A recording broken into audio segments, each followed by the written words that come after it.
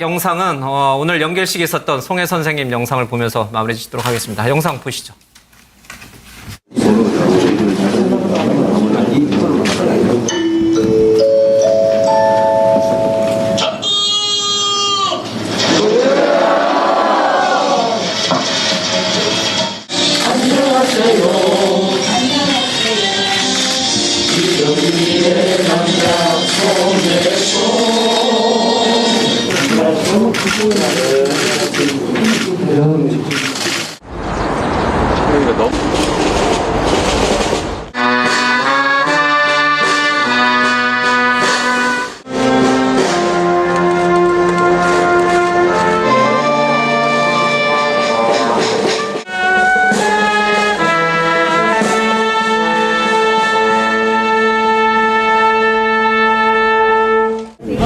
참 대단해요.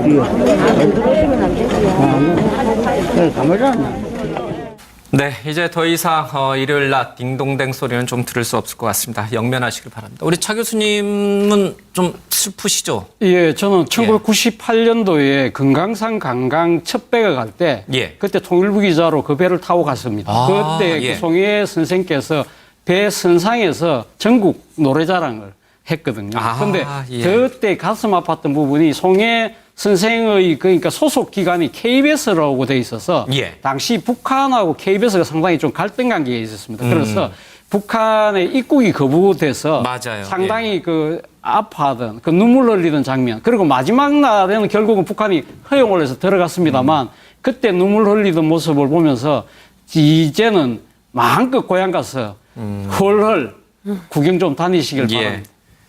실향민으로서 그토록 가고 싶었던 고향에 갔는데 막상 이렇게 좀 밖으로 나오지 못해서 얼마나 슬펐을까 싶습니다. 우리 장윤선 기자도 좀 뭔가 사연이 있나요? 제가 그 낙원동에 예.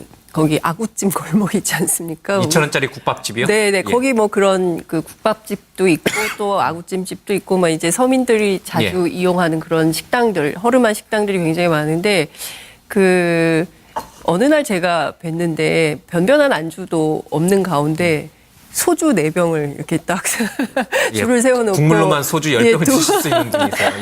두 분이서 이렇게 드시는데 정말 꼿꼿하고 하나도 흔들림 없이 이렇게 아주 유쾌하게 이렇게 대화하시는 모습을 보면서 평상시에도 정말 행복하게 살고 계시는구나. 특별한 욕심 없이. 그리고 우리 사회에 사실 어른이라고 이렇게 할 만한 분들 막상 인사청문회 해보면 정말 뭔가 하자가 많고 문제가 많은 분들이 많은데 정말 한국 사회에서 사표가 되어주신 어른이 아닌가. 우리들도 좀 저분의 삶대로 이렇게 살아야 되지 않을까. 특히 정치인들이 욕심 부리지 말고 맞아요. 송혜 선생님처럼 좀 소탈한 서민의 곁에서 든든한 벗이 좀 돼주면 어떨까 이런 말씀을 꼭 좀 드리고 싶었습니다. 송혜 선생님이 국민으로부터 이렇게 추앙받는 거는 여러 요인이 있을 텐데 정치로부터 거리두기를 한 것도 좀 있는 것 같습니다. 네. 앞서 대선 주자 이렇게 쭉 거론되셨던 분들 중에도 칭송받고 싶으면 정치를 좀 멀리하면 좋을 텐데요. 예. 자, 오늘 금요일 뉴스 와이드는 여기서 마치도록 하겠습니다. 잠시 뒤 7시에는 김조 앵커가 진행하는 뉴스 7이 진행이 됩니다. 대구 변호사 사무실 방화 사건 원인에 대해서 좀 더 자세히 다루겠습니다. 고맙습니다.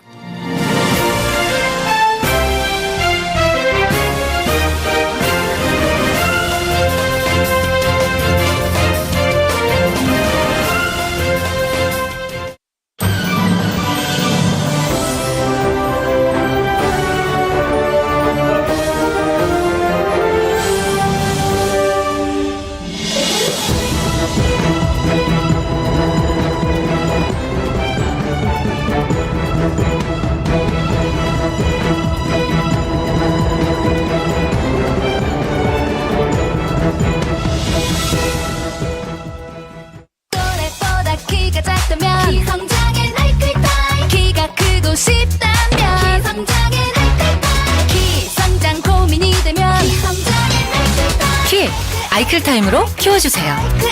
두드림. 비데 아무거나 쓰는 거 아니죠? 코웨이 룰루 더블 케어 쓰셔야죠. 위생도 더블, 세척도 더블, 관리도 더블이니까 역시 비데는 코웨이 룰루. 코웨이 룰루 비데 더블 케어. 에스프레 카페 커피 얼음 한 번에 자유롭게. 얼음 나오는 커피 머신. 에스프레 카페. 원스팬 여러분, 디아블로의 세계로 떠날 시간입니다. 지옥의 난이도는 이제 시작일 뿐입니다. 지옥문 앞에서 머뭇거리지 마십시오. 원스토어의 혜택이 여러분과 함께하기를. 원한 만큼 혜택이 큼. 오직 원스토어에서.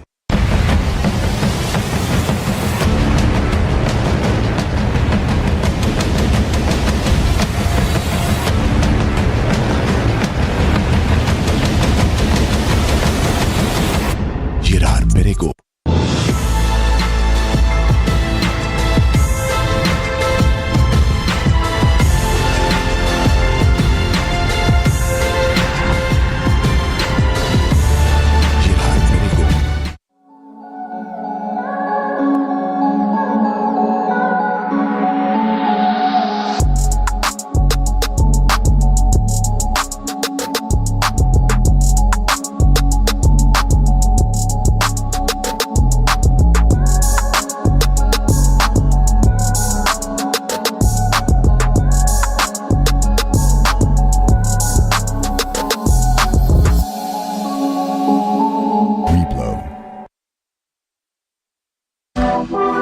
무한한 수소가 청정에너지로 지속가능한 미래로 현대수소전기차 넥소. 오늘의 주요 뉴스입니다. 윤석열 대통령이 우리나라 대통령으로는 처음으로 오는 29일부터 스페인에서 열리는 나토 정상회의에 참석합니다. 글로벌 중추국가로서 도약의 계기가 될 것이라는 전망 속에 대중 대러 외교엔 악재가 될 수 있다는 우려도 나옵니다. 어제 대구 변호사 사무실에 불을 지른 방화범은 휘발유를 유리용기 3개 담아 뿌린 것으로 보입니다. 흉기 한 점도 사무실에서 발견됐는데 경찰은 방화범이 이 흉기로 숨진 변호사와 사무장을 찔렀는지 확인하고 있습니다. 화물연대의 총파업으로 레미콘 공급이 급감한 건설업계는 초비상입니다.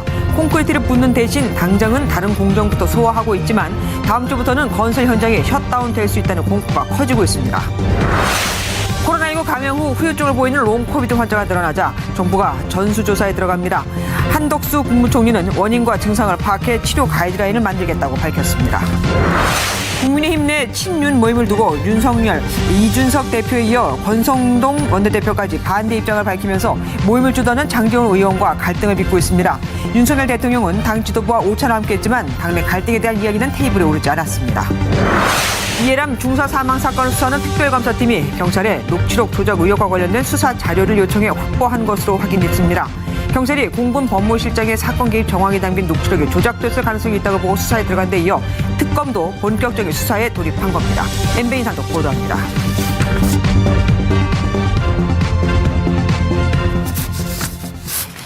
윤석열 대통령이 오는 29일 스페인에서 열리는 나토 정상회의에 참석합니다. 우리나라 대통령으로 나토 참석은 이번이 처음인데 역시 처음 참석하는 일본 기시다 총리와 양자회담을 할 가능성도 점쳐지고 있습니다. 먼저 황재헌 기자가 보도합니다. 윤석열 대통령이 오는 29일부터 이틀 동안 스페인 마드리드에서 열리는 북대서양 조약기구 나토 정상회의에 참석합니다.